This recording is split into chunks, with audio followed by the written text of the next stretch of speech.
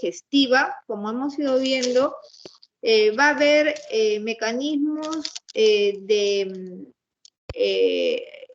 digestión y de absorción, o los procesos que hemos mencionado, mediados por toda una serie de cadenas, tanto neuroceptivas, ¿no? Vías neurales, como vías endocrinas y paracrinas. Y en realidad, toda la función del tracto gastrointestinal, ¿no? El aparato gastrointestinal va a estar siempre dependiente de factores o en un estímulo mecánico, también de propioceptores, ¿no? Y también de vías directas neurales. Entonces, con eso, un poquito recordando, ¿no? El estómago, ¿no? Es la fase gástrica va a corresponder a lo que significa, sobre todo, toda la actividad dentro del estómago. Sin embargo, también vamos a mencionar dentro de esto el acompañamiento de algunas otras estructuras, como son algunas glándulas. También recordarles que hay ciertos metabolismos que ustedes probablemente ya lo hayan revisado, lo estén revisando en bioquímica, y que lo van a revisar también más adelante, más profundamente en lo que significa la degradación de proteínas, de carbohidratos, ¿no? De ciclos propiamente dichos, ¿no? Pero les voy a mencionar para que ustedes también lo asociemos y hagamos un conjunto de todo. Bueno, el bolo alimenticio, la comida, va a llegar al estómago, desde, como mencionamos en la fase esofágica, desde el esófago. Esto va a producir un estímulo mecánico a nivel de la pared gástrica por un mecanismo de distensión y estiramiento del músculo liso.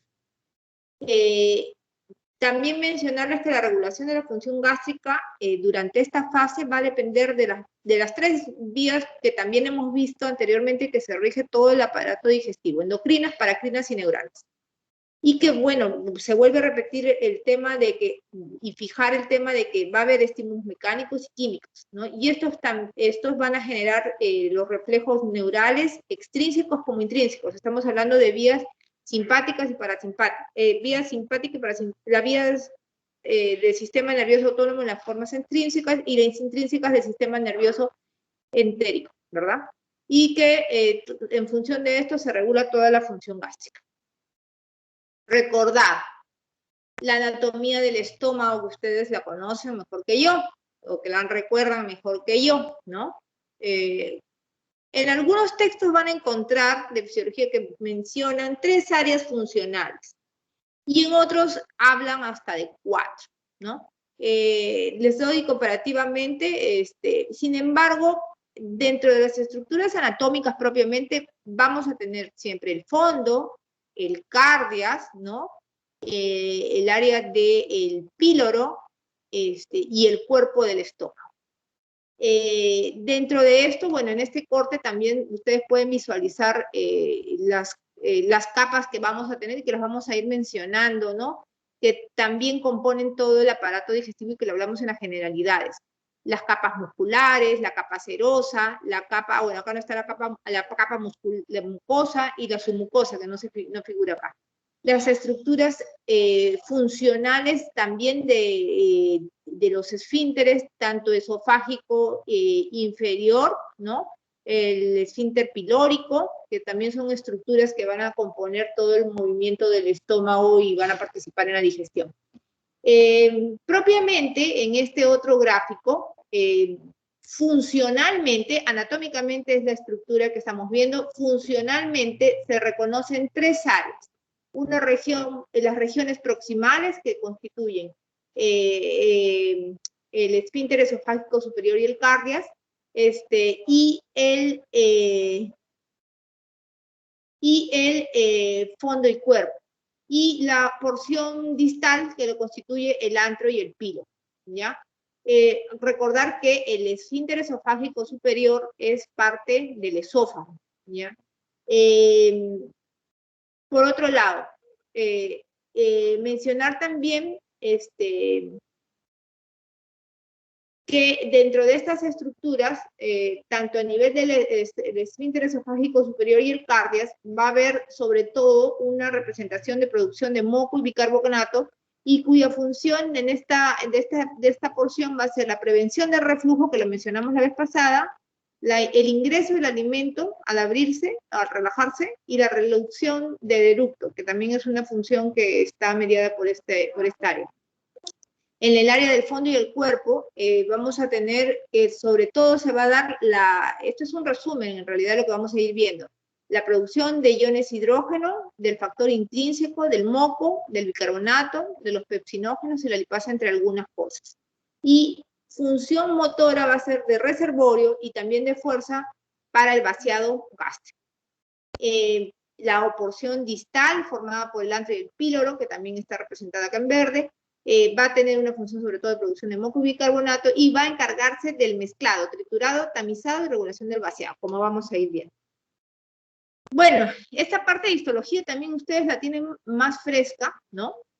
Pero no está de más mencionarles. Hemos hablado siempre de una estructura histológica y que se va a repetir también en las otras dos partes que vamos a ver y en general, mucosa, submucosa, muscular y serosa, comprendiendo en el caso específico del estómago en la zona mucosa, como vamos a ir viendo, de algunas estructuras especiales, como son la representación de ciertas glándulas gástricas, en este caso, como les estamos en esta disposición se está señalando acá, y también a nivel de, este gráfico representa muy bien el tipo de células de las cuales se va a componer estas glándulas gástricas, y que van a tener funciones de producción de ciertas cosas, como son las células parietal, la célula principal, la célula G y la célula mucosa, que está en el área del cuello.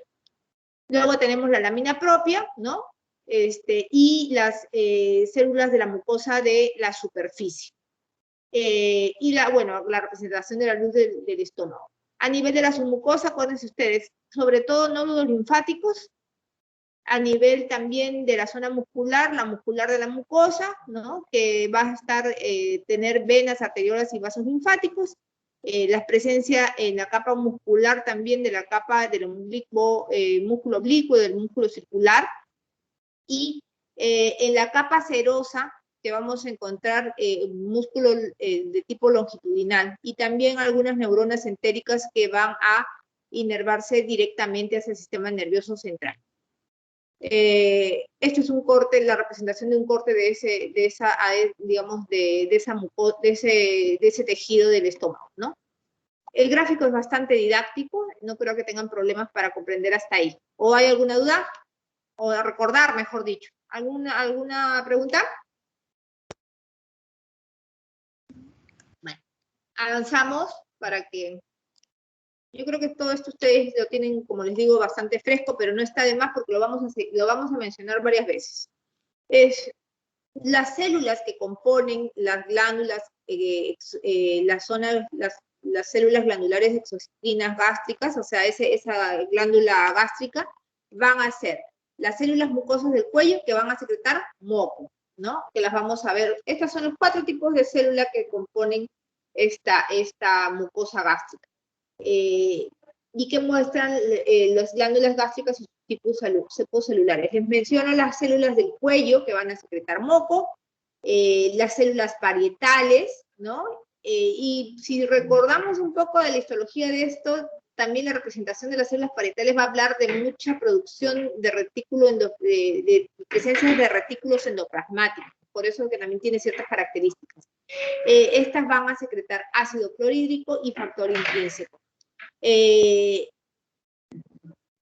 qué es lo que ayuda el factor intrínseco? Acuérdense ustedes, la absorción de vitamina B12. Por otro lado, las células principales, que van a tener como función secretar el pepsinógeno, que va a estar relacionado con el tema de las proteínas, ¿no? De la digestión de las proteínas y de la lipasa gástrica.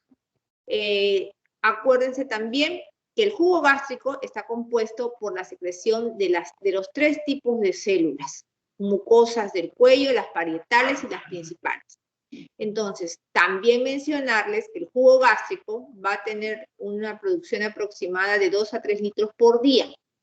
Y también vamos a tener una célula que se va a encontrar a nivel del antro del píloro, especialmente en el corte a nivel de la zona del antro del píloro, que va a secretar gastrina, que va a tener un efecto de tipo enteroendocrino, ¿ya?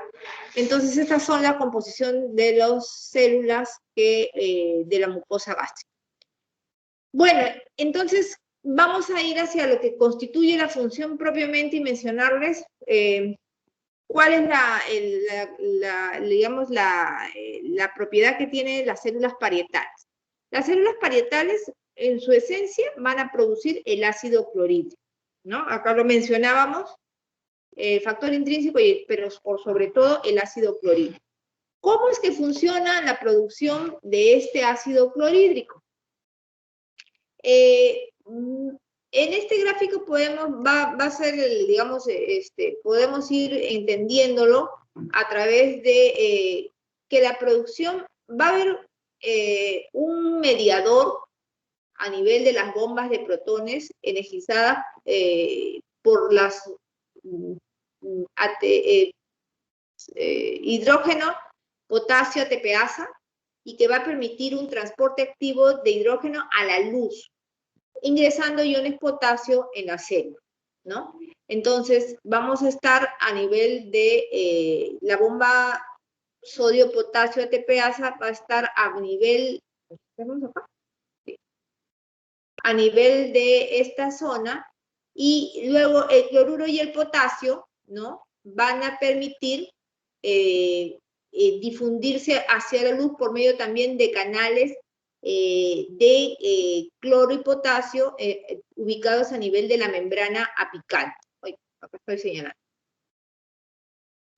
Posteriormente también la enzima, estamos con la enzima anhidrasa carbónica, va a catalizar la formación de ácido carbónico, ¿no? Mediado a este nivel, y luego de ello se va a descomponer en iones hidrógeno y bicarbonato, y va a pasar la membrana vasolateral descomponiéndose a través de una bomba de protones y generando estos iones bicarbonato que al quedar a nivel del lumen van a pasar hacia el capilar sanguíneo, también mediados por este tipo de difusión pasiva o activa, ¿no? Y van a pasar al torrente sanguíneo. Cuando sube el bicarbonato en el citosol de la célula parietal, ¿no? Estamos hablando de que estamos a este nivel. Se va a intercambiar también por iones de cloro, ¿ya? A través de los canales de contratransportadores de cloro que están a nivel de la membrana vasolateral. El bicarbonato presente en la membrana vasolateral, que va a pasar, como se menciona acá también, a través de esta membrana y va a pasar hacia la parte intersticial y luego el capilar sanguíneo y la lámina propia. Por otro lado, ¿cuáles son las fuentes que estimulan la secreción de la producción de ácido clorhídrico a nivel de estas células parietales? Gráficamente lo vamos a ver más adelante, pero lo que vamos a mencionar sobre todo es que van a haber tres tipos de estímulos. La acetilcolina, que es liberada por neuronas parasimpáticas, la gastrina, que es secretada por las células G, y la histamina, y la histamina, que es la sustancia paracrina liberada por mastocitos de la lámina propia. También mencionarle que estas células parietales van a tener en su membrana plasmática tienen receptores para esas tres sustancias, ¿no? Entre ellas, por ejemplo, los H2 receptores de histamina y los H1, que son los receptores también de histamina 1, ¿no? La acetilcolina y la gastrina estimulan a su vez a las células parietales para secretar más ácido clorhídrico en presencia de histamina. También esta histamina que se produce a ese nivel va a tener una actividad sinérgica y va a aumentar los efectos de acetilcolina y de la gastrina. Acá tenemos dos gráficos que lo van a representar lo que estamos hablando. En este primero vamos a ver, estos son los receptores que se disponen a nivel de la membrana vasolateral. receptores para acetilcolina, receptores para gastrina y receptores de histamina, ¿no? El receptor de acetilcolina y el de gastrina, como se visualizan en esta parte, y las células principales, que van a ser los que van a directamente a estimular a nivel de la membrana vasolateral la producción de... no sé si se acuerdan que las células hay un mecanismo paracrino, ¿no? Ese es uno de ellos. Una vez que estos estímulos se activan a nivel de la membrana vasolateral de la célula parietal, se va a dar la producción y la secreción de ácido clorhídrico a nivel de la membrana apical hacia la luz del estómago, que es lo que viene a ser esta parte de acá, ¿no? Entonces todo el estímulo se va a generar en esa disposición y finalmente la producción del ácido clorhídrico a nivel de la luz gástrica, que va a componer o va a constituir lo que significa el quimo.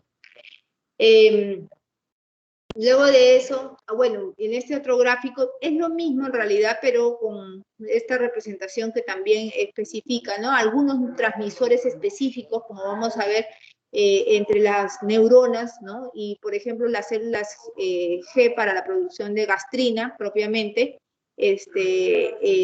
o de las neuronas con la acetilcolina también para poder producir el ácido clorhídrico finalmente, ¿no? Este es otro gráfico que también se puede entender para poder ver la estimulación de la célula parietal, pero que vienen a ser los mismos en realidad. Bueno, lo otro que también mencionar es que el ácido en el antro del píloro estimula la estimulación de la somatostatina que inhibe la secreción de gastrina estimuladas por la comida, que también es un proceso que se constituye dentro de una de las fases las fases gástricas y que va a permitir, digamos, que se pueda producir este mecanismo y que va a permitir la producción de gastrina y la secreción de gastrina propiamente y la regulación interna de todo este sistema. Bueno, mencionar, y esto es una de las partes, digamos, de lo que corresponde a la función de la fase gástrica. Un ratito, esperen que hay un poquito de bulla por acá. La digestión, va a haber un proceso dentro de la función de esta fase, que es la digestión mecánica y química del estómago. En la parte de la motilidad, la parte mecánica, vamos a tener que, una vez que el alimento llega al estómago, se inician las ondas peristálticas en un intervalo de 15 a 25 segundos. La mayor parte de estas ondas se inician en la zona del cuerpo del estómago y van a aumentar al llegar a la zona del antro. Estamos ubicándonos que la zona del antro es la zona final, ¿no? La que tiene conexión con el intestino delgado. Van a haber dos mecanismos de movimientos que van a explicar la actividad motora del estómago y lo que significa cada una de estas funciones, ¿no? Uno es el movimiento de propulsión. ¿Qué significa el movimiento de propulsión? Que el contenido gástrico es empujado por una fuerza de contracción de las paredes del estómago desde el mismo cuerpo hacia el antro. ¿Estamos así? Entonces, desde el cuerpo, estamos en la zona del cuerpo hacia el antro, ¿no? Esta representación es la contraria, es la retropulsión. En donde vamos a encontrar ese esfínter pilórico prácticamente cerrado. Y el mecanismo de respuesta, porque en realidad las partículas o el tamaño del contenido del alimento no van a pasar por la misma dimensión, por el esfínter pilórico. Entonces, para poder disgregar esto en mayores partículas, se produce el mecanismo de retropulsión. Las partículas son reenviadas al cuerpo, ¿no? Son reenviadas hacia el cuerpo por contracción de esta zona, ¿no? Que estamos viendo acá, por la contracción atrás distal, al chocar contra las paredes de este fondo, ¿no? Van a irse disgregando en en partículas más pequeñas y luego así ya regresan con el otro movimiento de propulsión y van a ir pasando y se va a ir abriendo ese píloro. El resultado neto de los movimientos hace que el contenido gástrico vaya pasando, ¿no? Y se mezcle con el jugo gástrico. Y eso es lo que va a hacer también que el alimento vaya reduciéndose hacia el estado de quimo. Y cuando las partículas de este quimo son suficientemente pequeñas para poder pasar a través de ese esfínter del píloro, ese esfínter se abre. Entonces, más o menos se dice, y es lo que se llama el proceso cuando ya pasa el contenido del quimo a este esfínter, es lo que se conoce como vaciamiento gástrico.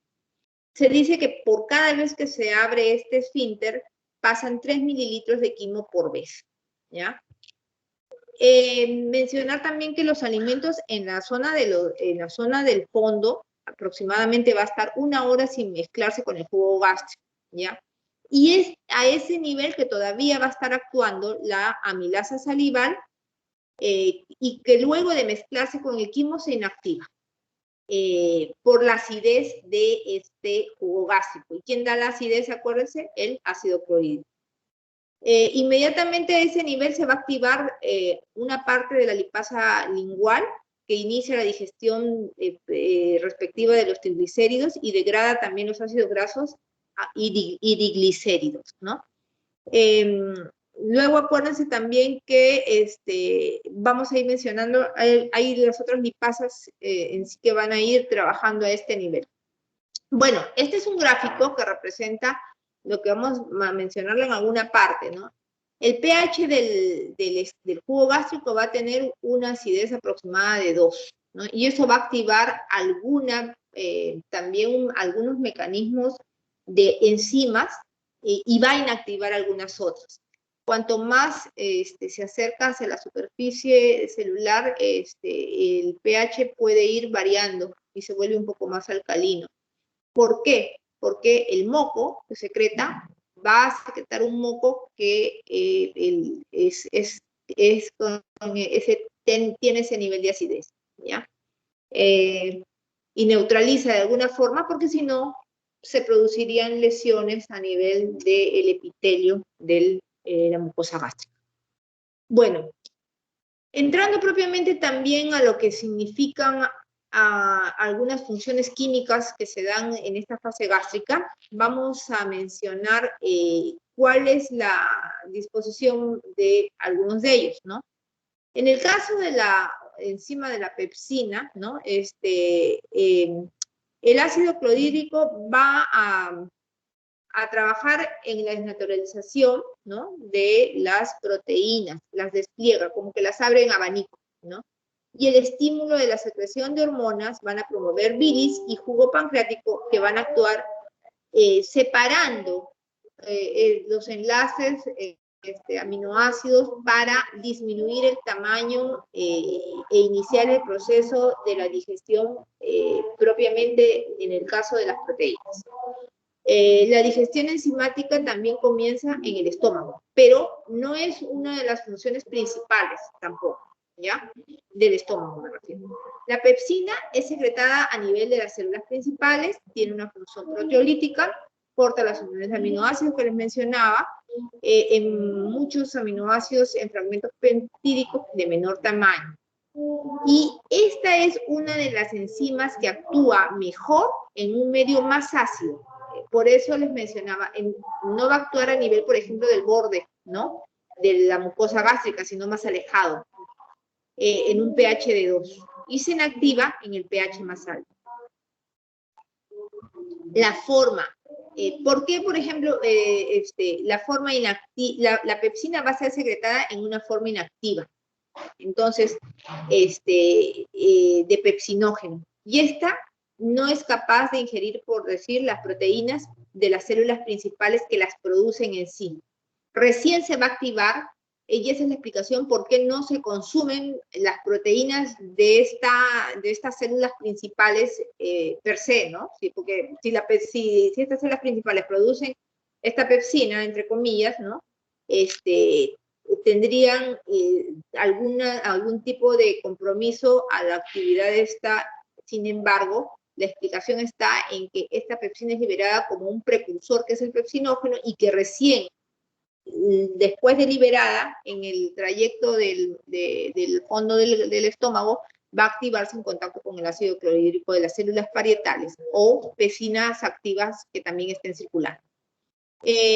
También las células epiteliales del estómago, acuérdense ustedes, les repito, está protegidas porque hay un moco alcalino entre 1 y 3 milímetros que son producidas por las células mucosas de la superficie y del cuello gástrico.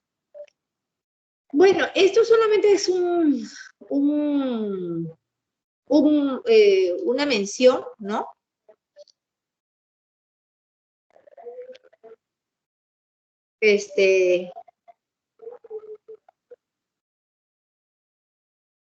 Ay, recién me escribe. Ya. Esta es una mención, de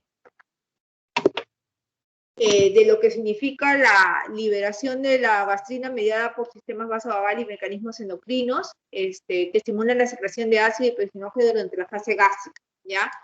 La otra de las enzimas que también se activan y que van a degradar el tema de los triglicéridos y la digestión de grasas y aceites desde moléculas de grasa a ácidos grasos y monoglicéridos, va a ser la lipasa. Acuérdense ustedes que hay lipasa pancreática, que es secretada por la páncreas a la luz del intestino, y que van a actuar en un medio a un pH de 5.6, por eso en el estómago van a tener una acción limitada. Perdón, acá es la lipasa lingual, hay dos lipasas, la lipasa lingual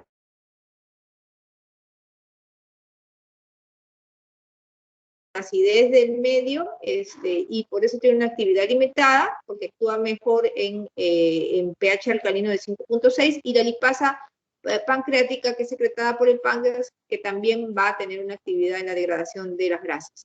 En el estómago hay poca absorción porque las uniones de las células epiteliales per se son impermeables, ¿no? al pasaje. Hay un cierto pasaje de agua, de ácidos grasos de cadena corta y iones, pero no es una de las funciones principales del estómago la absorción. El promedio de un vaciamiento gástrico es de 2 a 4 horas, pero va a cambiar según el alimento. Si es que hay un mayor componente de carbohidratos, puede ser en menos tiempo, las proteínas van a tener un vaciamiento más lento y los triglicéridos mucho más lentos. Bueno, vamos a ir avanzando porque Vanessa me dice que a las 9 también tienen que entrar y después vamos a programar lo que falte. Bueno, mencionarles acá que solamente para que tengan ustedes en cuenta que algunas otras glándulas anexas van a ser el páncreas y el hígado, que tienen ciertos metabolismos específicos. Las estructuras anatómicas ya las conocen. Las funciones del hígado y la vesícula biliar van a ser básicamente también trabajadas dentro de áreas, dentro de partes de nutrición, ¿no?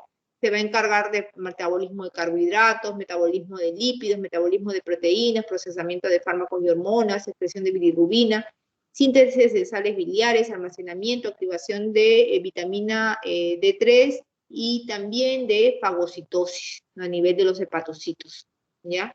Eso es recordando un poquito nada más esta parte. En sí, en la parte del estómago vamos a tener las estructuras, ¿no? Y este es un resumen que va a... este es un resumen de las estructuras, la actividad y los resultados. Como vemos, vamos a tener funciones de secreción, absorción, ¿no? Y de actividades, ¿no? También de motora, ¿no? Y también de mecánicas para permitir los pasajes de los diferentes productos degradados. Vamos a tener como resultado funciones protectoras, degradación de ciertos alimentos hasta ciertas condiciones, y eso lo van a ir leyendo posteriormente para que lo tengan en cuenta. Bueno, hasta ahí hemos avanzado en la parte de la fase gástrica, ¿ya? Nos faltaría trabajar la parte de, no, me dice Vanessa que a las 9 están programados, ¿no? Sí, doctora, lo que pasa es que diversos grupos están ya han coordinado con sus profesores de práctica y a esa hora han coordinado. Ya, En todo entonces caso, para faltaría la fase intestinal y faltaría esto, que te lo puedo ir pasando para que lo vayan viendo y ya de ahí, ay, sí, ahora te lo paso ya porque tenía todo acá en el computador. Y faltaría esta parte, ¿no? Que es la parte de la última parte de la fase intestinal. ya, ¿Ya? lo programaría para la noche. En todo caso, voy a coordinar con mis compañeros en qué horario están disponibles. ¿Para ahora? No, para los próximos días, pero en la noche supongo, porque en la tarde nosotros tenemos copado. Ya, si no, yo tampoco puedo porque estoy entrando de turno. Ya, entonces, ya, me avisas entonces si coordinamos esa parte que faltaría de la clase. ¿Ya? Ya, doctora. Ya, entonces quedamos hasta ahí. ¿Alguna pregunta antes de salir de la conexión, chicos? ¿Alguna duda? Ahorita te paso desde acá, ya que tengo la computadora acá prendida para que vayan teniendo las clases. ¿Ya? Sí, por Y favor. programaríamos. Ya, ok. Entonces, ya estamos dejándolo hasta acá y avanzamos por lo menos esta fase que también es un poco extensa y ya nos faltaría la otra. ¿Ya?